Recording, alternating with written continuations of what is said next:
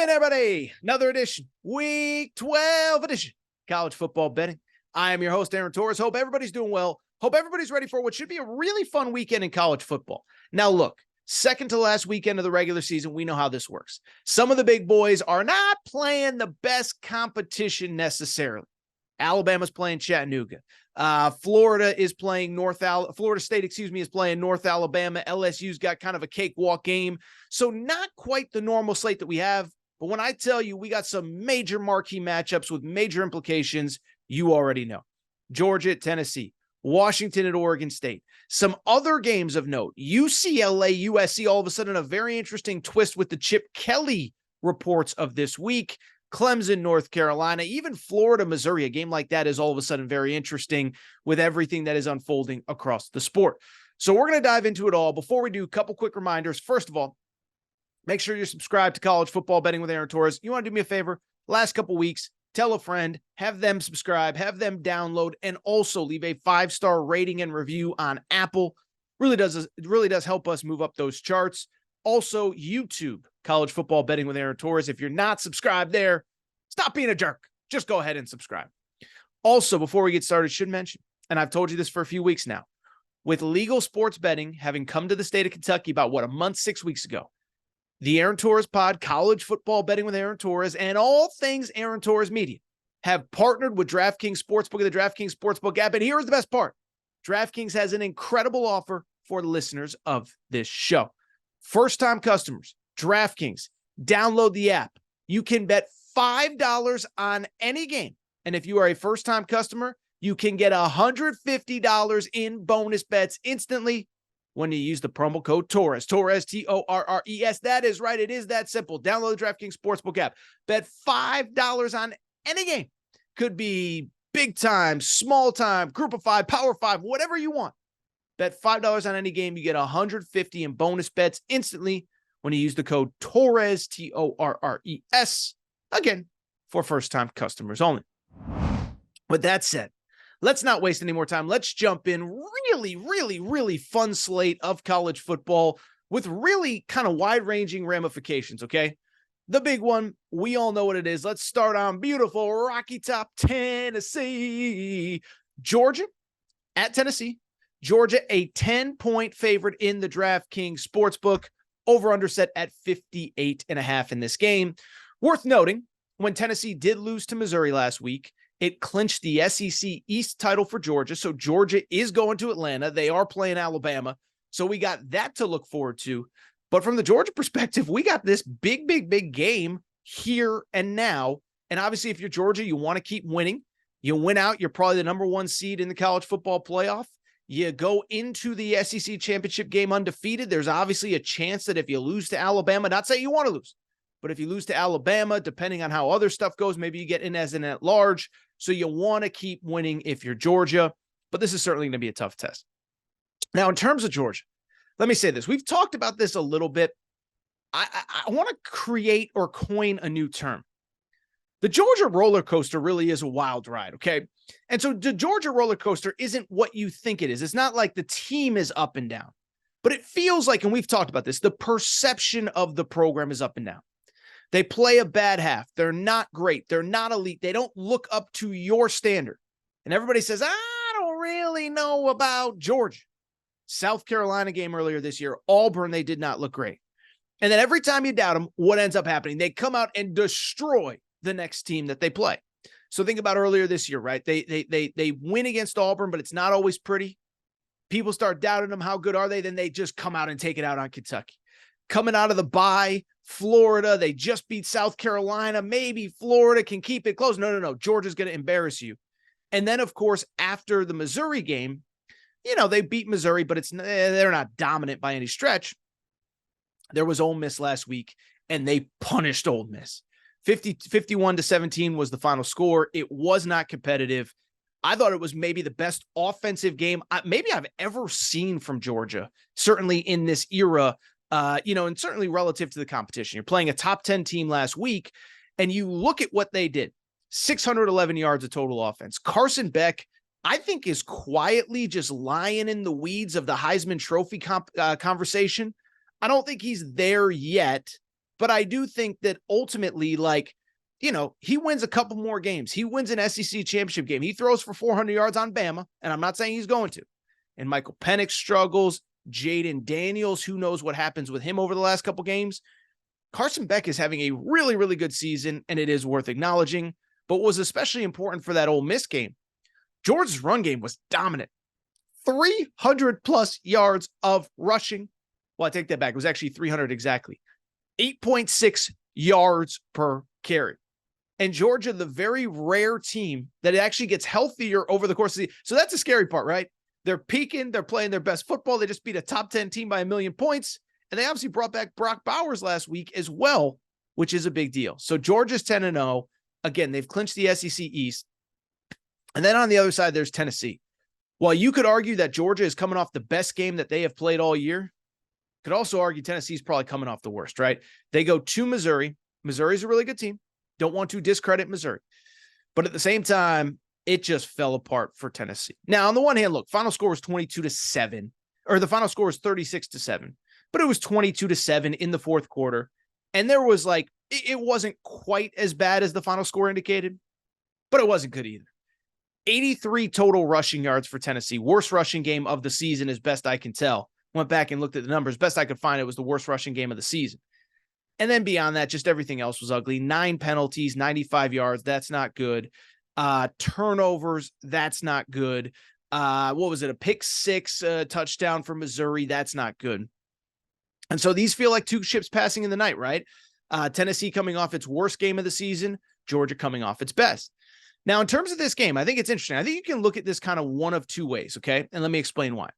If you just look at this game from the kind of matchup perspective, how these teams kind of match up, I do actually think it favors Georgia quite a bit, okay? Because Tennessee, while they struggled last week against Missouri, they have been, and we've talked about this, they've been a line of scrimmage team this year. For the most part, they have run the ball very effectively. The pass game's kind of been hit or miss with Joe Milton. And for the most part, they have had a very good run defense and been able to get after the quarterback. So you look at those as strengths for Tennessee. You look at the fact that they quietly have a top 25 rush defense in college football, and you sit there and say, well, you're playing against Georgia. That's great news. Well, here's the thing. Georgia's passing attack is actually the strength of this offense this year. We just talked about Carson Beck a minute ago. And so Tennessee's pass defense is a little bit of a weakness for them. Now, they have guys that can get to the quarterback. That is worth noting. And I think that's a really important thing to think about because of the fact that obviously that's going to impact some of this game. James Pierce, 8 sacks this year. Tyler Barron has 6 sacks, whatever. So I just go on and on down the list. And Tennessee does get to the quarterback, but when they don't, they do give up a lot of pass yards. That's not good news going up against a very good Georgia pass offense. And then it's also worth noting that Tennessee, again, as weird as it sounds, they want to run the football. Top-ranked rush offense in the SEC, actually second to LSU, which is tops in every category in the SEC. But then Georgia's rush defense is elite, top 20 nationally, second in the SEC to only Texas A&M. So you look at the matchups. Second best run offense versus second best run defense probably does not favor Tennessee. And then, of course, again, the Georgia pass offense versus a not good Tennessee secondary, that's not ideal. I guess where I get tripped up, though, and I guess where I think Tennessee is going to keep it close. This is really the toughest test of Georgia's season in terms of a road venue. And it sounds crazy because we're in mid-November. We are talking about, what is this? The second to last weekend of the regular season. You know, this is only Georgia's third road game because remember, they've played 3 out of conference games so far. Those were all at home. They were supposed to play Oklahoma. Everybody knows that series got canceled when Oklahoma went to the SEC. Also, the Florida game on a neutral field was a Georgia home game by technicality. So this is just Georgia's third true road game of the year. And again, because there was a neutral site game involved. And here's the crazy part. You know what the other 2 road games were? At Auburn, which was a 7-point Georgia victory, and at Vanderbilt, which isn't even really a road game when you really think about it. First of all, it was mostly Georgia fans. They're basically playing in a high school stadium with all the construction. And so I bring it up because this is just Georgia's third road game of the season. And they do close next week at Georgia Tech, so it'll be a 4th road game. But I just bring it up to say, I do think Tennessee is going to keep this close, and my official best bet is Tennessee plus the 10 points. Not because I think Georgia is going to lose. Listen, I'm done picking against Georgia, but it's a couple things. One, it's the ebbs and flows of the season, the Georgia roller coaster. Every time you think they're peaking, they come back down to earth a little bit. It's like, they read the headlines. They do. Maybe they don't, but they do. But every time you think they're peaking, they come back down to earth, and every time you doubt them, they put their best foot forward. So I just look at this game and I think, look, I haven't seen anybody pick Tennessee. Tennessee's coming off their worst performance of the year. Georgia's coming off its best performance of the year. So naturally, everybody loves Georgia to win this game and to win it and dominate and cover. I'm going to do the opposite. I will take Georgia to win because Georgia hasn't lost a regular season game, and I don't even know how long. Years, literal years. But they haven't lost a regular season game in forever. And so there's that. But I do think Tennessee keeps it close because I just look at this Tennessee road environment, CBS game, 3:30 Eastern time. This is going to be a big one. I do like Georgia to win, but my official best bet is Tennessee plus the points. I think it's something in the neighborhood of Georgia 28, Tennessee 24. Go ahead, give me a Georgia victory, a Tennessee cover. Georgia runs the SEC slate undefeated as they get set for Georgia Tech next week. Let's get to this. How about this? The other top 15 matchup. Well, it's the only top 15 matchup. I take that back. Another top 20 matchup. Top 15 matchup with both playoff implications, but also Pac-12 championship game implications. Number 5, Washington. At number 12, Oregon State. First of all, show of hands. Be honest. Do not lie to me. How many of you knew Oregon State is 8-2 and Oregon State is in the top 15 nationally, number 12 in the country, as crazy as that sounds? Well, I'm here to tell you they are. Here's the crazy thing about Oregon State, too. They're not out of the Pac-12 playoff or the Pac-12 title picture yet. Now, they have Washington at home at Oregon next week.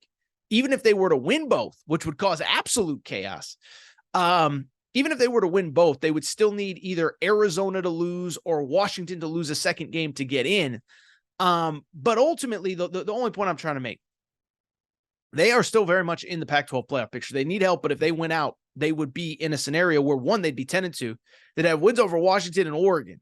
And so we'll see what happens there. But as far as this game is concerned, let's not waste any more time. Let's not go crazy with the hypotheticals. If Oregon State does this and Arizona does that and Oregon loses here, let's just focus. Let's keep the main thing, as the kids say. The spread, by the way, I think is very interesting and worth noting. Oregon State, a 2-point home favorite. 2-point home favorite in this game. And also, oh, by the way, the over-under in this one is at 63.5. And how about this? As I'm recording right now, spread just went from Oregon State -2 to Oregon State -2.5. So apparently DraftKings knows nothing about this Washington undefeated stuff. Very interesting. Let's get into these two teams. And from the Oregon State perspective, listen, they're kind of who you think they are, right? And if you love college football, if you listen to this show, you know what Oregon State's all about. They want to run the ball. They want to play great defense. They really kind of take after their region of the country. It's kind of cold. It's rainy. It's not LA. It's not Arizona. It's not bright lights. It's kind of grimy. It's kind of, you just got to do what you got to do. Well, that's Oregon State. Top 20 rushed offense in college football. Number 2 in the Pac-12, by the way. Damian Martinez, the leading rusher in the Pac-12. I think this is worth noting, over 1,000 yards. I think he's 13th in the country or so, but leading the Pac-12 in rushing. Defense is once again very good. And credit DJ Uiagalelei. Remember him? Clemson? He's having a pretty good year. Still not super accurate, 58% completion percentage, but does have 20 touchdowns, 4 interceptions on the year, and he's played well. He has them in position again for another 10-win season if they were to win out in a potential Pac-12 championship spot. So we'll see what happens from all that stuff, but they are playing really good football. Their only losses on the road, have not lost at home yet. They lost at Arizona, at Washington State. And overall, they're just playing really good football up there in Corvallis. So again, I think it gets a little bit lost in the shuffle, but last few weeks, here is what they've done.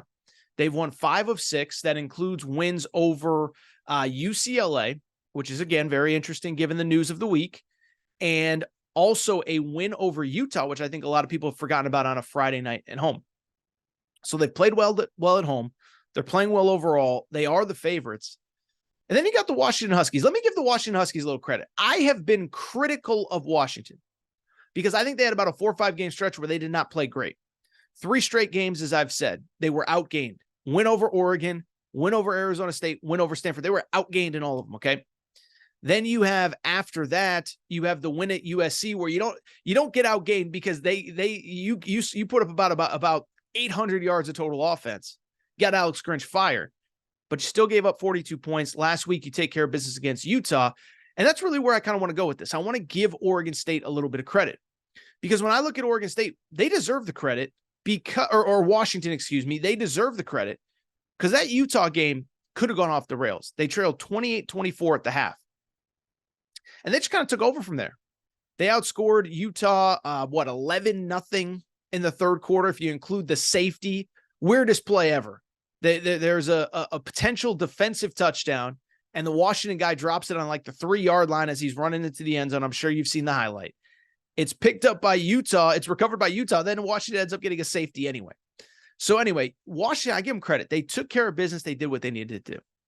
I will say, though, as I look at this game, I do think it's a little bit of a different deal. First off, this is very interesting. This is important to note. It's expected to be a cold, rainy night in Corvallis.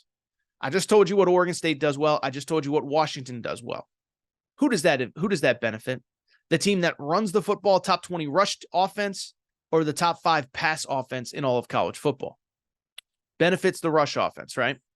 2, I also think it's worth noting. Listen, I know I just went over it. Washington is in a very precarious, they're not in a precarious situation because 1, if they went out there in the playoff, 2, if they go to the Pac-12 championship game and they beat Oregon, or if they win the Pac-12 championship game with 1 loss, they're still going to the playoff. Okay. I don't think they're going to get squeezed out as long as they have 1 or fewer losses, 0 or 1 losses. But at the same time, think about the last 6 games. We're now at a halfway point. The last 6 games that Washington has played, they have 4 wins by 1 score or less, 8 points or less. Another one of those games, they actually trailed at the half. That was Stanford, or trailed going into the fourth quarter, excuse me. And then there was the USC game where they gave up like 500 yards of total offense. So I don't know that we've seen the complete effort from Washington since like week 2, week 3. And that was against some lousy competition, a Michigan State team that had an interim head coach, a Boise State team that obviously fired their head coach over the last couple of days. I know I keep picking against Washington. They keep winning, but this just feels like the spot where they get tripped up. Good news. You win the Apple Cup. Even if you lose, if you win the Apple Cup a few weeks later, or next week, excuse me, you are going to the Pac-12 championship game. And if you win there, you're going to the college football playoff. But I think this is a bad spot. I don't like the weather because of it. Give me Oregon State -2.5. I also think that over under of 63.5 is way too many. Take the under. Those are 2 best bets for you. Oregon State -2.5, under of 63.5. All right, so we're going to just take a quick break. Come back. When we come back, there's more to get to, including in the Pac-12. UCLA-USC just got very interesting with the Chip Kelly news of the week. We'll take a quick break. Be right back. All right, everybody. I'm back. Gonna be back. I do want to switch gears. I do want to get to the rest of the Week 12 slate. As I said to lead the show, some of the marquee teams are not quite playing the best of competition. So we're not going to get to Bama, Chattanooga. We're not going to get to Auburn, New Mexico State. We're not going to get to Arkansas, Florida Atlantic. We're not going to get to Florida State, North Alabama. I don't even know who LSU is playing this week. But there are a couple marquee games I want to get to before we get out of here. And I want to start with one that has actually gotten more interesting over the course of this week. That is UCLA at USC. USC is 6.5-point favorite. The over-under set at 65.5. And boy, oh boy, are the off-the-field narratives and storylines getting fascinating, as there are multiple reports that Chip Kelly could be out of a job after this game. Absolutely insane. I know this isn't the time or the place for the Torres Chip Kelly rant. I think it is insane that UCLA is even considering this, okay? I live in LA, and I'll do this on the Aaron Torres pod. I'll do the full rant. But there is no juice at all in LA for UCLA football. Now, you could argue some of it's Chip's fault. He's not doing enough kind of away from the facility. But on the field, last 3 years, 8-4. Bowl game was canceled because of COVID. 9-4 last year, and they're 6-4 right now, but they could finish 8-4. They win this game. They play Cal to end the regular season. That is a potential 8-4 type year. I think it's crazy. The crazier part is this. They have figured out the defense. The defense struggled for so long. They have figured out the run game. It is the quarterback position where they just cannot get things right now. But even still, you have a 5-star in Dante Moore on the roster. So you have the quarterback of the future. You have the run game. You have the defense. You're going to the Big Ten. I think it's crazy. I did the head explosion on YouTube if you're listening on podcast. I don't get it, but let's get into this game. And the one thing I will say, listen, first of all, the administration at UCLA is smart as hell. So I'm sure there's more to the story that I have yet to uncover. And boy, oh boy, Torres is going to do a little snooping after I finish this segment.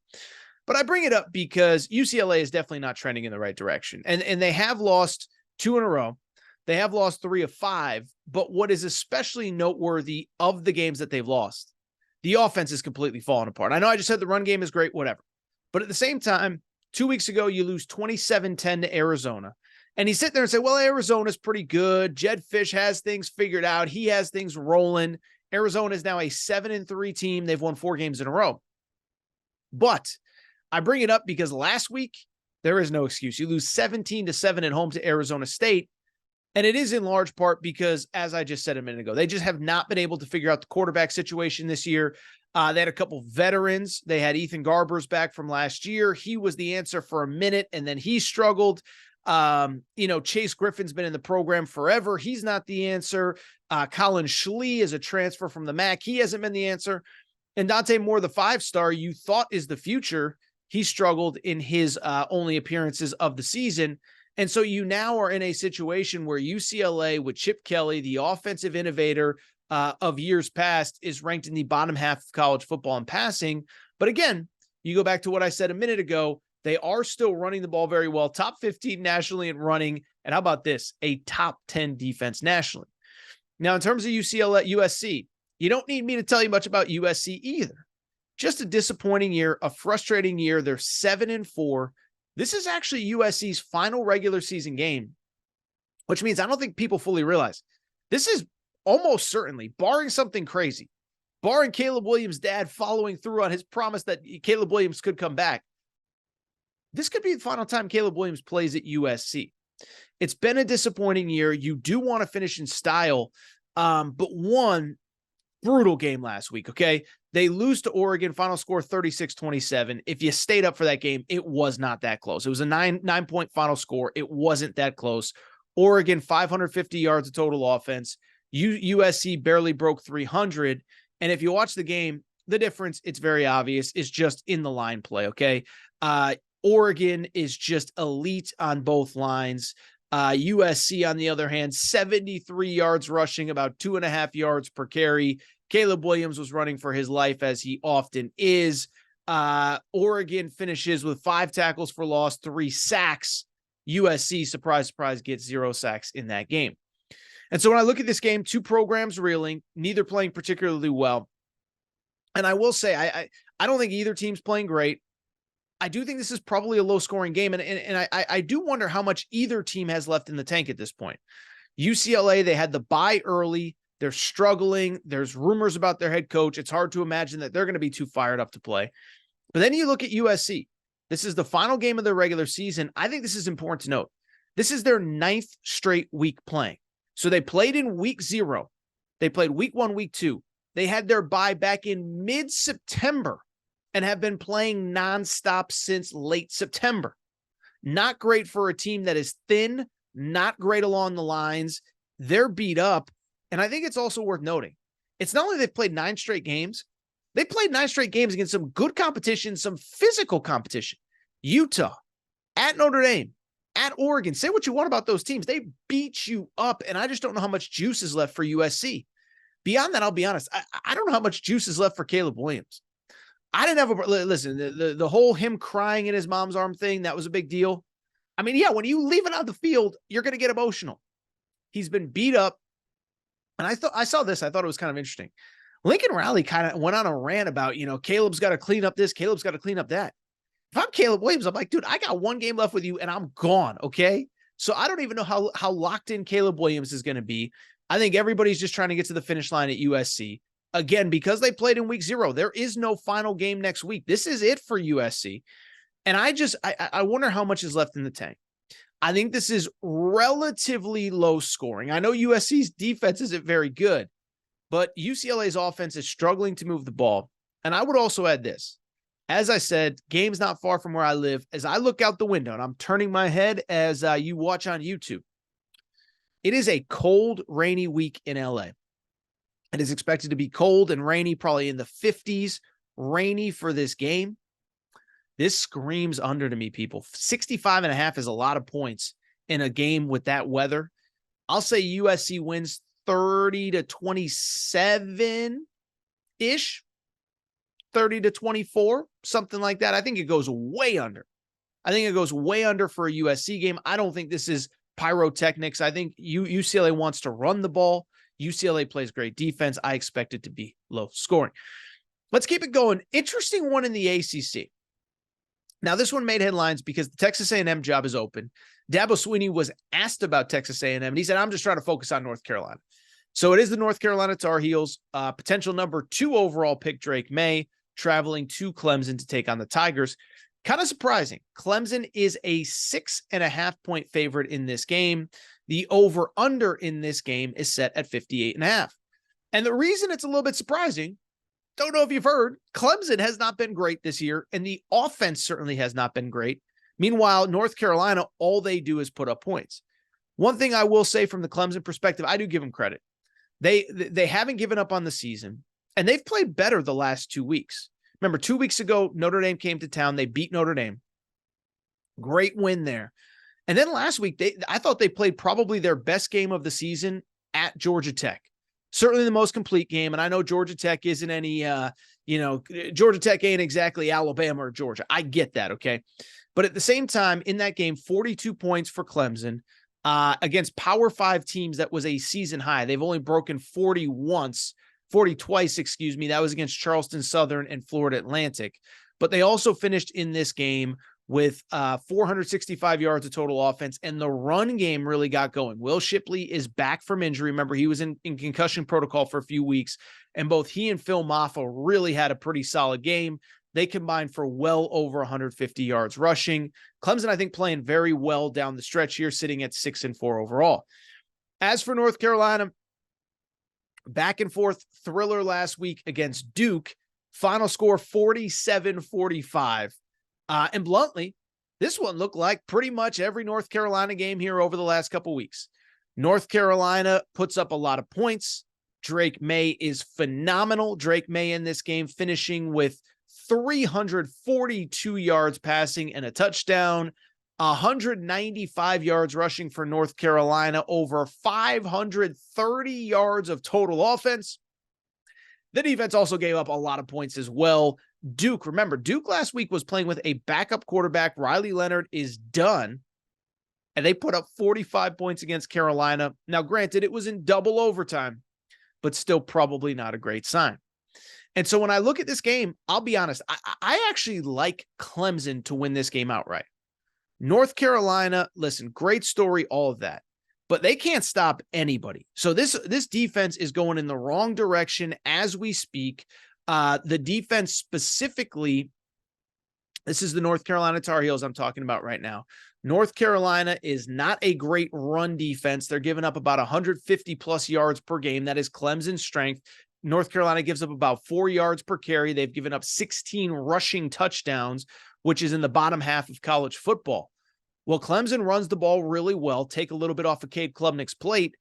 And it's also worth noting, this is an elite secondary for Clemson even still, right? We talk about all the negatives with Clemson. Well, this pass defense is still elite. They're top 10 nationally in pass defense, and they lead the ACC in interceptions with 12 on the season, top 10 in interceptions as well.